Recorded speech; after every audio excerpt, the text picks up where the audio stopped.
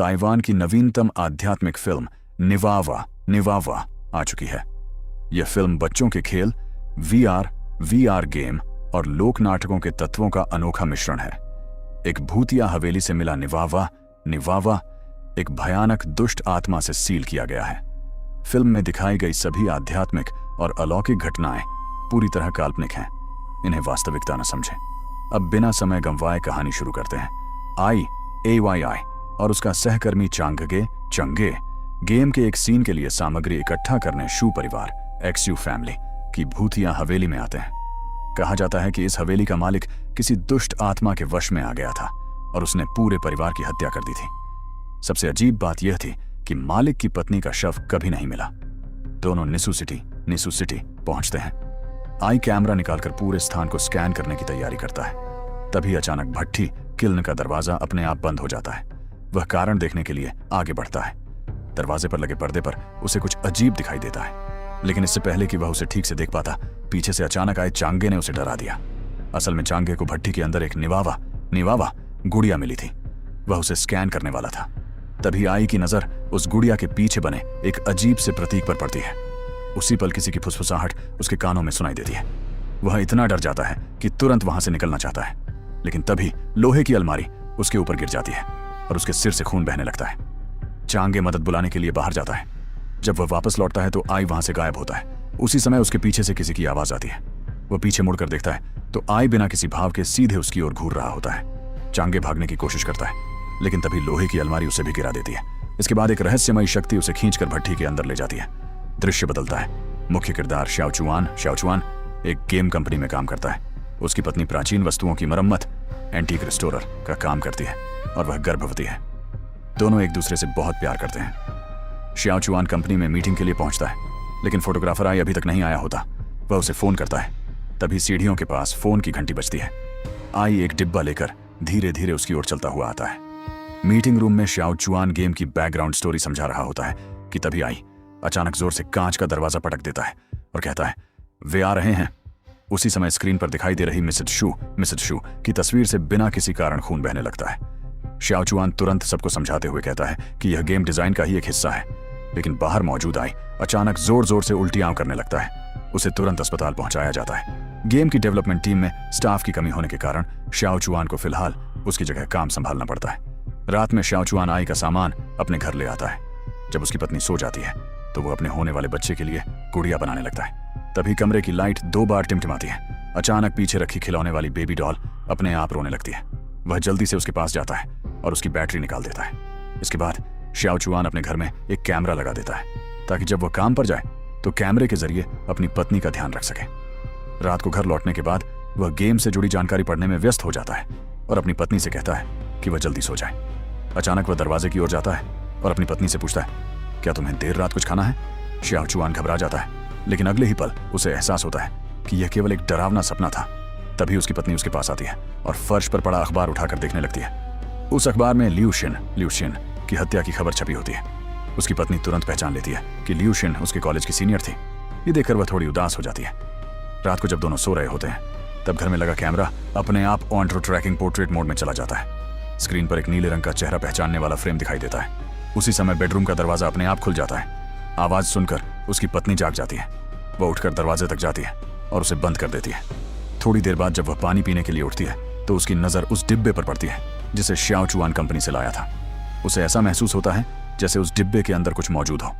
वह उसे छूने ही वाली होती है कि तभी उसके पेट में पल रहा बच्चा जोर से लात मारता है।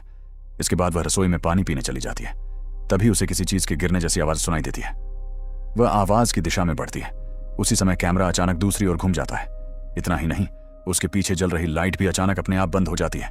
वह आगे बढ़कर देखने ही वाली होती है कि उसका पैर शाओचुआन के डिब्बे से टकरा जाता है। डिब्बा पूरी तरह गीली मिट्टी से ढका हुआ था। उसका ध्यान उस पर जाता है। डिब्बे में एक छोटी सी दरार बनी हुई थी। वह उसे छूती है और उसके हाथ के पीछे एक गहरा कट लग जाता है। उसके हाथ से टपकता हुआ खून सीधे उस गुड़िया पर गिरता है। इसके बाद वह वापस सोने के लिए कमरे की ओर बढ़ती है। जैसे ही वह दरवाजा खोलती है उसके पीछे से एक बच्चे की आवाज सुनाई देती है, क्या तुम्हें मेरा प्यार महसूस होता है? अगली सुबह शाओचुआन को महसूस होता है कि उसकी पत्नी का व्यवहार कुछ अजीब हो गया है।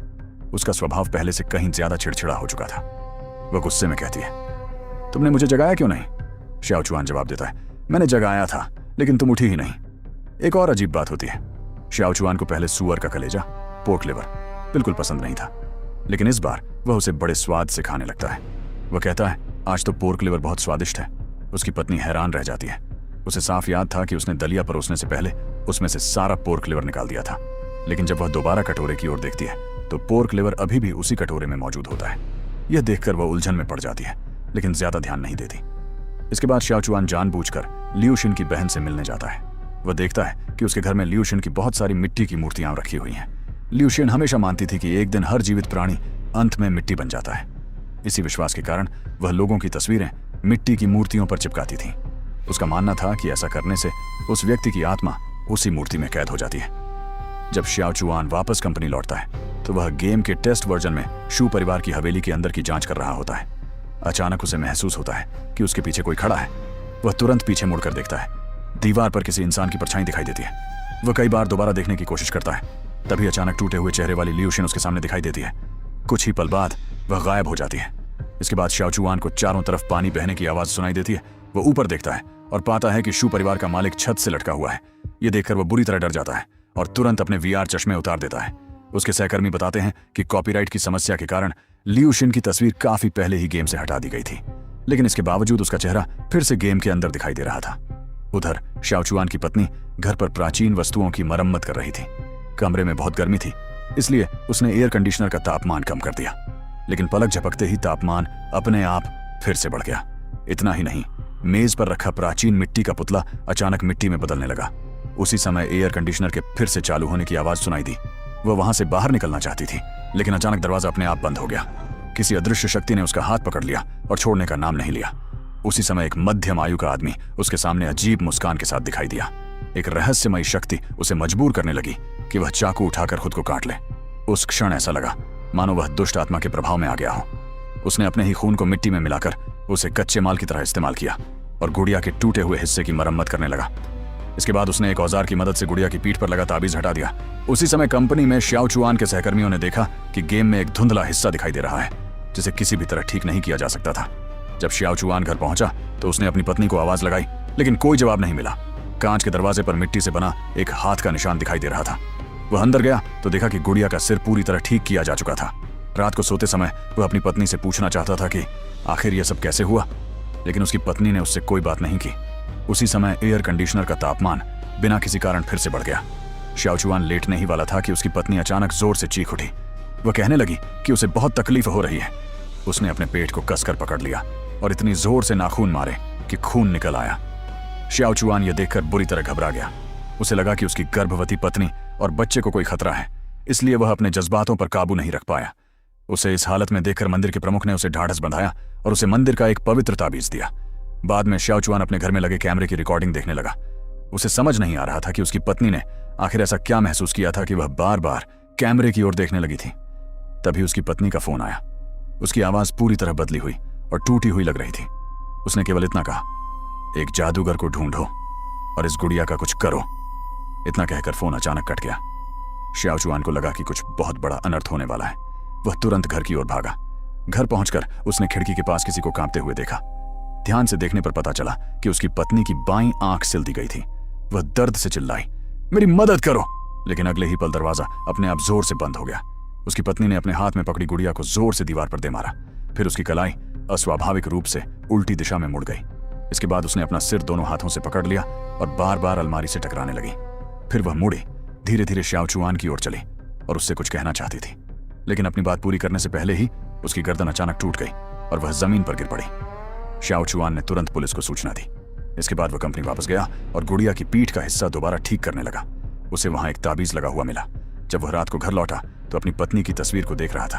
अचानक तेज गरज के साथ बिजली कड़की और वह बुरी तरह चौंक गया। घबराहट में उसका पैर एक कील पर पड़ गया और वह घायल हो गया। पास रखी प्लास्टिक की गुड़िया अचानक रोने लगी, लेकिन जब उसने उसे उठाकर देखा तो उसकी बैटरी पहले से ही निकाली हुई थी। उसी समय कांच के दरवाजे पर किसी ने जोर जोर से दस्तक देनी शुरू कर दी। बाहर उसकी पत्नी पूरी ताकत से दरवाजा पीट रही थी। श्याओ चुआन डर के मारे बाहर जाने की हिम्मत नहीं कर पाया। तभी अचानक उसका पूरा शरीर सुन्न हो गया और वह हिल भी नहीं सका। जब दुष्ट आत्मा उस पर कब्जा करने ही वाली थी तभी समूह के नेता द्वारा दिया गया सुरक्षा ताबीज सक्रिय हो गया और उसने उसे बचा लिया। अगले ही पल वह ताबीज उसकी पत्नी के पीछे गायब हो गया।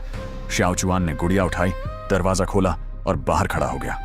उसकी पत्नी ने गुड़िया छीन ली और बिना कुछ कहे वापस मुड़कर चल दी।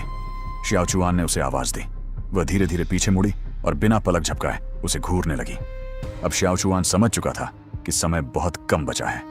उसी रात वह एक तांत्रिक से मदद मांगने निकल पड़ा। तांत्रिक ने श्याओ चुआन से कहा कि यह एक रहस्यमयी और अत्यंत शक्तिशाली ताओवादी ताबीज है, लेकिन क्योंकि गुड़िया का सिर टूट चुका था, इसीलिए ताबीज का एक हिस्सा भी गायब हो गया था। उसने वह ताबीज वापस श्याओ चुआन को दे दिया और उसे एक ऐसे तांत्रिक के पास भेजा जो विशेष रूप से ताबीजों का अध्ययन करता था। उस तांत्रिक का नाम आशेंग था। आशेंग ने ताबीज को देखते ही कहा, यह बहुत शक्तिशाली ताबीज है। उसने गुड़िया की पीठ पर बने ताबीज को पहचान लिया और बोला, यह एक निषिद्ध ताबीज है जिसका उपयोग दुष्ट आत्माओं को सील करने के लिए किया जाता है। इसके बाद श्याओ चुआन आशेंग को अपने घर ले आया ताकि वह उसकी पत्नी को बचा सके। घर पहुंचने पर वे रसोई में गए। उन्होंने देखा कि उसकी पत्नी मेज पर बैठी कुछ खा रही थी। आशेंग कुछ बोल ही रहा था कि वह अचानक उठी और सीधे लिविंग रूम की ओर चल दी। असल में आशेंग ने तुम्हारी गुड़िया उठा ली थी, इसीलिए उसके अंदर मौजूद दुष्ट आत्मा सतर्क हो गई थी। आशेंग ने अपनी विद्या का प्रयोग किया। उसने मेजपोश को हिलाया और धीरे धीरे आगे बढ़ा, लेकिन उसे पता नहीं था कि वह धोखे में आ चुका है। उधर श्याओ चुआन की पत्नी जमीन पर तड़प रही थी। आशेंग ने अपने हाथ पर बंधा हुआ कपड़ा हटाया जिसके अंदर ताबीज का चिन्ह बना हुआ था। उसने चारों ओर कई प्रकार के ताबीज बिखेर दिए। इसके बाद उसने उसकी पत्नी के शरीर से दुष्ट आत्मा को निकालने की कोशिश की, लेकिन वह सफल नहीं हो सका। फिर आशेंग ने अपना खून गुड़िया की पीठ पर टपकाया। खून के प्रभाव से दुष्ट आत्मा बाहर निकल आई।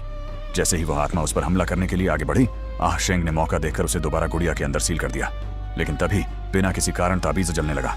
आशेंग समझ गया कि स्थिति ठीक नहीं है। उसने श्याओ चुआन की पत्नी की आंखों पर एक कपड़ा बांध दिया ताकि वह कुछ समय के लिए सो जाए, लेकिन उसने साफ कहा कि हालात बिल्कुल भी अच्छे नहीं हैं। उसकी पत्नी के शरीर में मौजूद दुष्ट आत्मा उसे मार देना चाहती थी। यदि 1 सप्ताह के भीतर उसे दोबारा पूरी तरह सील नहीं किया गया तो उसकी पत्नी की जान नहीं बच पाएगी। इसके बाद दोनों ल्यूशन की बहन के पास गए और उससे इस अनुष्ठान में सहयोग करने के लिए कहा। उन्हें सबसे पहले उस गुड़िया के स्रोत का पता लगाना था। आशेंग ने अनुष्ठान की तैयारी की। उसने ल्यूशन की बहन की आंखों पर लाल कपड़ा बांधा और उसे अनुष्ठान के बीचों बीच बैठा दिया। अनुष्ठान शुरू होते ही उसकी चेतना एक जंगल में पहुंच गई। वहां उसने ल्यूशन को एक कब्र से मिट्टी खोदते हुए देखा। ल्यूशन उस मिट्टी को वापस ले जाकर उससे गुड़िया बनाना चाहती थी, लेकिन तभी अचानक उसका गर्भपात हो गया। अपने मृत बच्चे को छोड़ने के बजाय उसने उसे उसी मिट्टी में मिला दिया और उसी मिट्टी से गुड़िया बनाई। इसके बाद ल्यूशन पर दुष्ट आत्माओं का प्रभाव हो गया। उसने अपने ही पति के पूरे परिवार की हत्या कर दी। फिर उसने जल्दी जल्दी गुड़िया की पीठ पर एक मंत्र लिख दिया। उसने भट्ठी के पीछे ईंटों की दीवार बनाकर उस गुड़िया को उसके अंदर छिपा दिया और वहीं हमेशा के लिए कैद हो गई। लेकिन उस निवावा गुड़िया के अंदर केवल एक नहीं बल्कि कई दुष्ट आत्माएं कैद थीं। आशेंग ने बताया कि किसी दुष्ट आत्मा को पूरी तरह सील करने के लिए केवल पूरा ताबीज ही नहीं बल्कि एक उपयुक्त पात्र भी चाहिए, और इंसान का शरीर किसी मिट्टी की गुड़िया से कहीं बेहतर पात्र होता है। इसीलिए उन्हें ल्यूशन का शव ढूंढना होगा और उसी में उन दुष्ट आत्माओं को दोबारा सील करना होगा। इसके बाद वे श्याओ चुआन की पत्नी को साथ लेकर फिर से उस भूतिया हवेली की ओर रवाना हो गए। रास्ते में दोनों ने अपनी योजना तय की। श्याओ चुआन आशेंग द्वारा दिया गया सुरक्षा चिन्ह लेकर अपनी पत्नी के साथ कार में रहेगा। उसी समय वह वीआर गेम की मदद से निवावा गुड़िया के गायब हिस्सों को खोजेगा। दूसरी ओर आशेंग हवेली के अंदर जाकर ल्यूशन के शव की तलाश करेगा। ऐसा करने से उनकी खोज कहीं अधिक तेज और आसान हो जाएगी। शेंग स्टोर रूम के अंदर दाखिल हुआ। वहां बहुत सारी निवावा गुड़ियाओं रखी हुई थीं। उन गुड़ियों में मौजूद दुष्ट आत्माएं शेंग के शरीर पर कब्जा करना चाहती थीं, लेकिन जैसे ही वे उसके पास पहुंची उन्हें उसके शरीर पर बने ताबीज की शक्ति का एहसास हुआ। वे भ्रमित हो गईं और कुछ ही देर में पीछे हट गईं। शेंग आगे बढ़ता हुआ भट्ठी तक पहुंचा। वहां उसने ईंटों की दीवार के पीछे छिपा हुआ एक शव देखा। उधर श्याओ चुआन अभी भी वीआर गेम के अंदर निवावा के गायब हिस्सों को खोज रहा था। वह चारों ओर ध्यान से देखने लगा। तभी उसे गेम में एक खराब टेक्सचर स्टिकर फेलियर के पीछे एक अजीब सी रोशनी चमकती दिखाई दी। उसने अपना देखने का कोण बदला और तब उसे एहसास हुआ कि वह कोई ग्राफिक्स की गलती नहीं थी। असल में वह ल्यूशन का कैमरा था। आखिरकार उसे निवावा का गायब हिस्सा मिल गया। वह तुरंत यह बात आशेंग को बताना चाहता था, लेकिन उसी समय कैमरा अचानक काम करना बंद कर देता है। इतना ही नहीं, उसकी पत्नी भी होश में आ जाती है। उधर शेंग ईंटों की दीवार का एक हिस्सा तोड़ता है और आखिरकार उसे ल्यूशन की खोपड़ी मिल जाती है। उसी समय श्याओ चुआन भागता हुआ अंदर आता है और घबरा कर कहता है, मेरी पत्नी गायब हो गई है। इतने में भट्ठी का दरवाजा अचानक अपने आप बंद हो जाता है। अगले ही पल वहां भीषण आग लग जाती है। श्याओ चुआन तुरंत मुड़कर दरवाजा खोलने के लिए कोई औजार ढूंढने लगता है, लेकिन तभी उसकी पत्नी पीछे से आकर उस पर चाकू से हमला कर देती है। निर्णायक क्षण में आह शेंग उसे याद दिलाता है कि वह उसके द्वारा पहले दिया गया सुरक्षा चिन्ह इस्तेमाल करे, जिससे दुष्ट आत्मा को कुछ समय के लिए पीछे हटाया जा सके। श्याओ चुआन तुरंत उस सुरक्षा चिन्ह का उपयोग करता है। कुछ ही पल के लिए उसकी पत्नी को होश वापस आ जाता है। श्याओ चुआन दौड़कर उसके पास जाता है, उसे संभालता है और उससे हिम्मत बनाए रखने की विनती करता है। उधर आह शेंग अपना मंत्र पूरा कर चुका था और अब अंतिम सीलिंग अनुष्ठान शुरू करने के लिए तैयार था। उसने दुष्ट आत्माओं को मिट्टी की गुड़िया की ओर आकर्षित किया और फिर उन्हें लियू शिन की खोपड़ी के अंदर सील कर दिया। लेकिन जैसे ही वह उस पर ताबीज चिपकाने वाला था, खोपड़ी अचानक टूट गई। दरअसल दुष्ट आत्माएं पहले से कहीं अधिक शक्तिशाली हो चुकी थीं। वे ताबीज के माध्यम से दोबारा जीवित होना चाहती थीं। जब श्याओ चुआन ने देखा कि आह शेंग दुष्ट आत्मा को ताबीज में कैद करने जा रहा है, तो उसने तुरंत उसे रोक दिया। उसने कहा कि वह अपनी पत्नी और अपने होने वाले बच्चे दोनों को बचाना चाहता है। इसके बाद उसने स्वयं बलिदान देने का निर्णय लिया। उसने अपनी हथेली पर गहरा कट लगाया और अपने खून की मदद से दुष्ट आत्मा को अपने शरीर के भीतर आने के लिए आकर्षित किया। लेकिन सीलिंग अनुष्ठान के दौरान एक अप्रत्याशित दुर्घटना हो गई। श्याओ चुआन ने जमीन पर पड़ी गुड़िया उठाई और धीरे धीरे अपनी पत्नी के पास गया।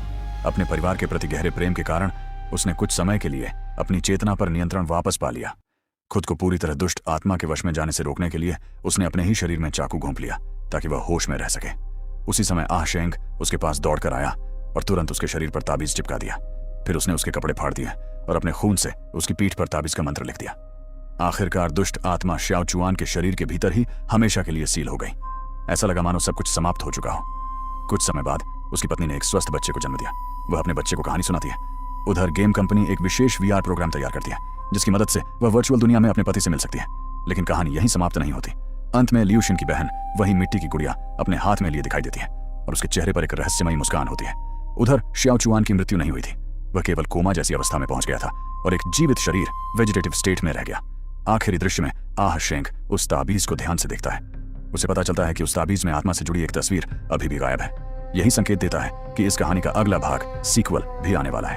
अगर आपको यह वीडियो पसंद आई हो तो कृपया हमारे चैनल को सब्सक्राइब जरूर करें और वीडियो को लाइक, कमेंट और शेयर करना ना भूलें। आपका एक सब्सक्राइब हमारे लिए बहुत मायने रखता है और हमें ऐसी ही शानदार कहानियां आपके लिए लाने की प्रेरणा देता है।